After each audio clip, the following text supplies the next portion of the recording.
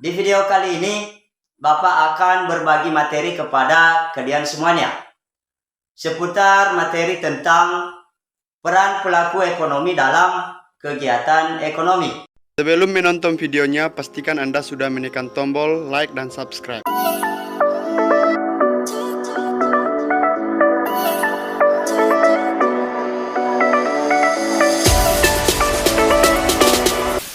Selamat pagi semuanya anak-anak. Bagaimana kabar kalian? Semoga semuanya dalam keadaan sehat walafiat dimanapun Anda berada. Amin. Nah, di video kali ini Bapak akan berbagi materi kepada kalian semuanya seputar materi tentang peran pelaku ekonomi dalam kegiatan ekonomi.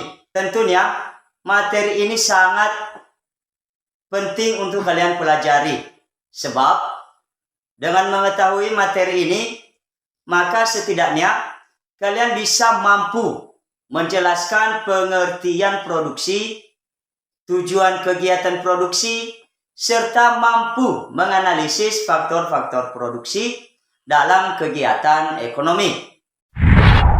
Sebelum Bapak menjelaskan secara mendetail mengenai materi ini, perlu juga Bapak mengingatkan kalian kembali bahwa selama Bapak menjelaskan materi ini, mohon jangan lupa Anda mencatat dan membuat peta konsepnya.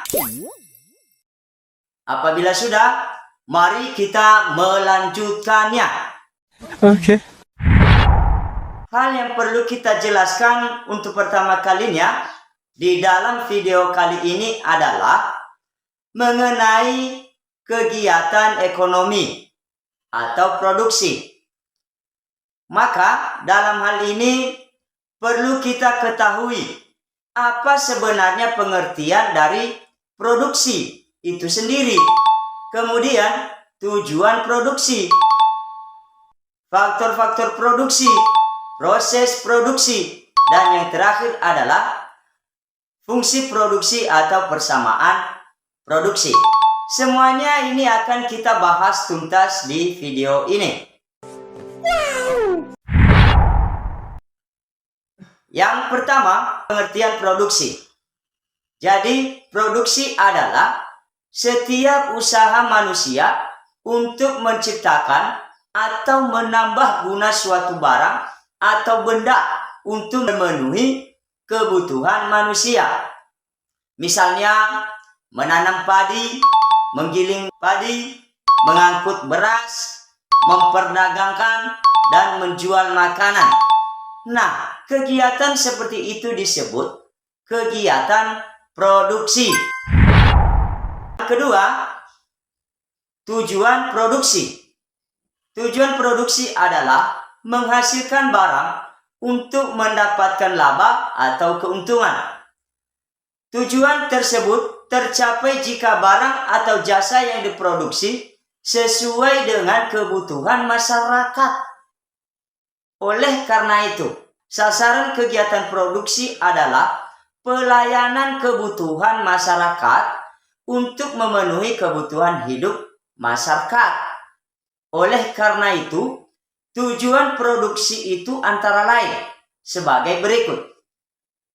Yang pertama, memperbanyak jumlah barang atau jasa. Yang kedua, menghasilkan barang atau jasa yang berkualitas tinggi. Dan yang ketiga adalah memenuhi kebutuhan sesuai dengan perkembangan dan kebudayaan serta perkembangan teknologi. Yang ketiga adalah faktor-faktor produksi. Jadi, faktor-faktor produksi ini terbagi ke dalam dua faktor. Yakni, yang pertama, faktor produksi asli, meliputi sumber daya alam dan sumber daya manusia.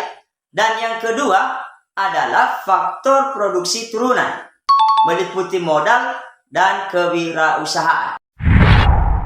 Poin yang keempat adalah mengenai proses produksi.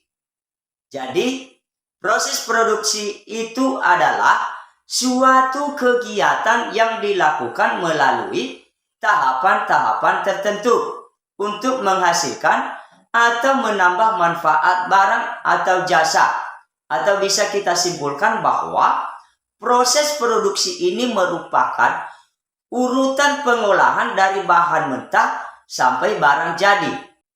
Jadi, proses produksi ini terbagi ke dalam dua bentuk, yakni yang pertama, proses produksi kontinu atau terus-menerus.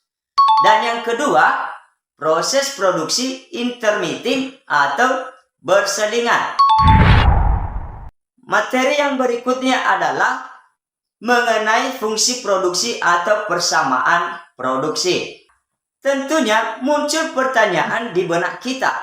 Apa sih yang dimaksud fungsi produksi itu?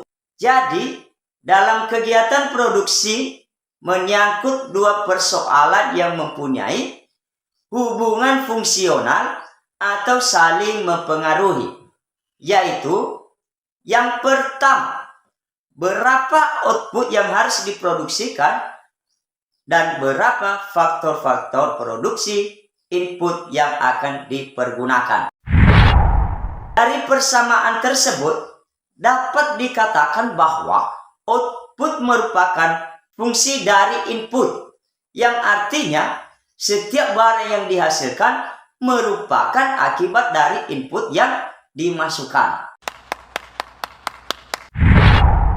Kemudian materi yang terakhir yang akan kita pelajari di video ini adalah teori produksi.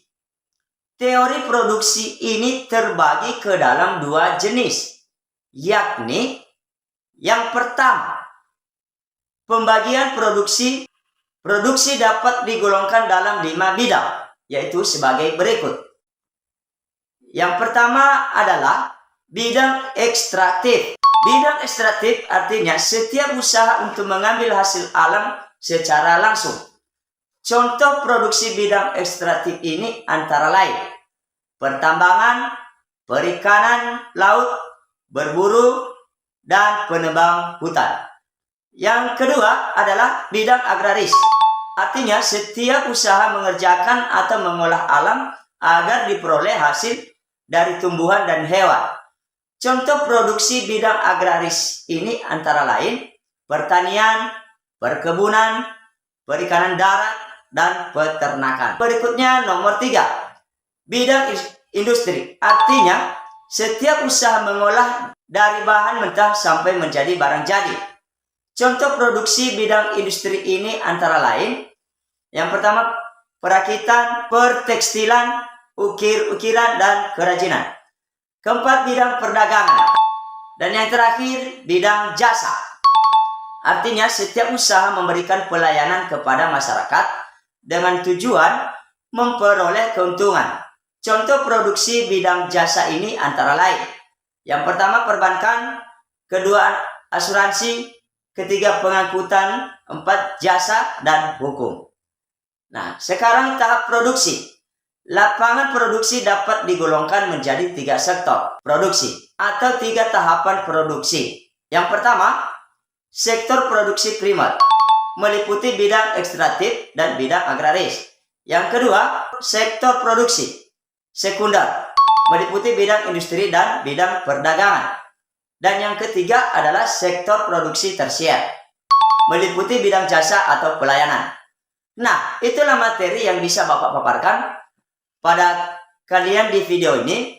Semoga apa yang barusan Anda dengar dan pelajari dapat disimak dan diterapkan di dalam kehidupan sehari-hari.